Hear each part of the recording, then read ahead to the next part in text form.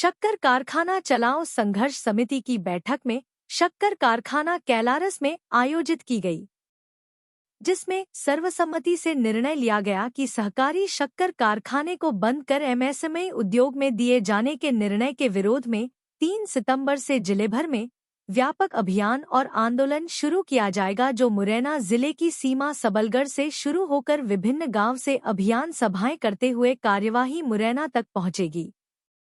उसके पश्चात 12 सितंबर को आम सभा करके जिलाधीश कार्यालय पर विशाल सत्याग्रह करते हुए जेल भरो आंदोलन किया जाएगा।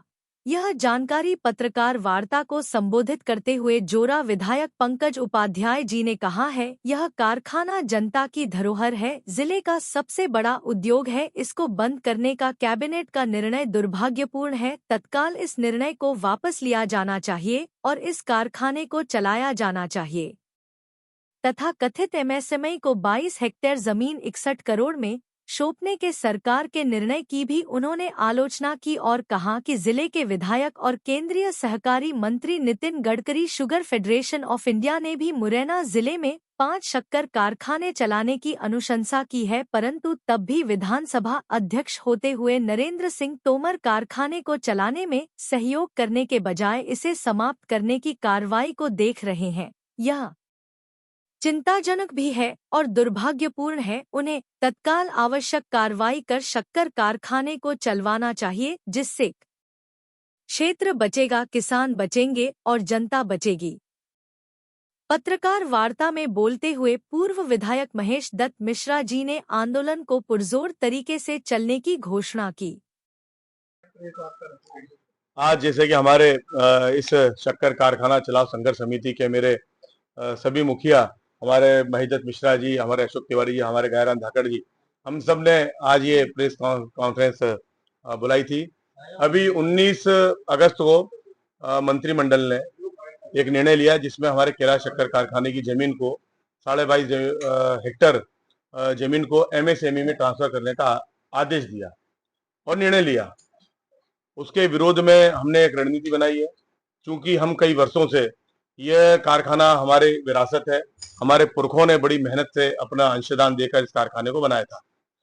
उस कारखाने को इनको अधिकार नहीं है इस तरीके से खुरदबुद करने का।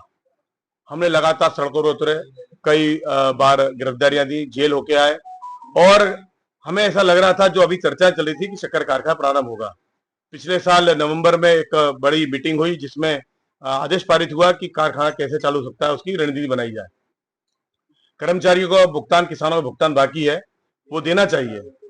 वो माननीय मुख्यमंत्री जी यहाँ पर आए थे, मोहन यादव जी, उन्होंने आते से ही 15 दिन के अंदर यहाँ घोषणा करी थी मुरैना में आकर कि सबसे पहला आदेश हमारे किसानों को और कर्मचारियों को भुगतान करेंगे। उन्होंने क्यों नहीं किया? 1 साल 1.5 साल निकल गया, उसके बाद में आज तक आपने कुछ नहीं किया और आपने अचानक ये आदेश निकाला है। केंद्रीय शक्कर फेडरेशन यह अपना सर्वे करा चुकी है कि मुरैना में एक नहीं 5 शक्कर कारखाने बनाए जा सकते हैं। जैसे अभी महेश दत्त मिश्रा जी ने, अशोक तिवारी जी ने कहा कि यह कारखाना एशिया का सबसे बड़ा कारखाना बन सकता है, हमारा इतना उत्पादन करने का हो सकता है। लेकिन बीजेपी के बड़े नेता, जिसमें मुख्य रूप से नरेंद्र सिंह तोमर जी शामिल है, क्योंकि हमारे जिले के सबसे बड़े नेता है, और कल उन्होंने आकर कैलाश में कहा कि बीजेपी के नेता किसानों को बरगला रहे हैं। कांग्रेस के नेता जब प्रदेश सरकार कैबिनेट, हाँ बिल्कुल, प्रदेश सरकार की कैबिनेट ये निर्णय कर रही है कि कारखाने को स्थायी रूप से बंद किया जाता है। उसमें शब्द ये है कि परिसमापन की कार्रवाई का अप्रूवल किया जाता है, अनुमोदन किया जाता है, तो फिर क्या बचता है? अवैधानिक है ये निर्णय। नहीं, कुल मिला के ये कि सरकार ने निर्णय कर दिया कारखाना बंद होगा हमेशा के लिए।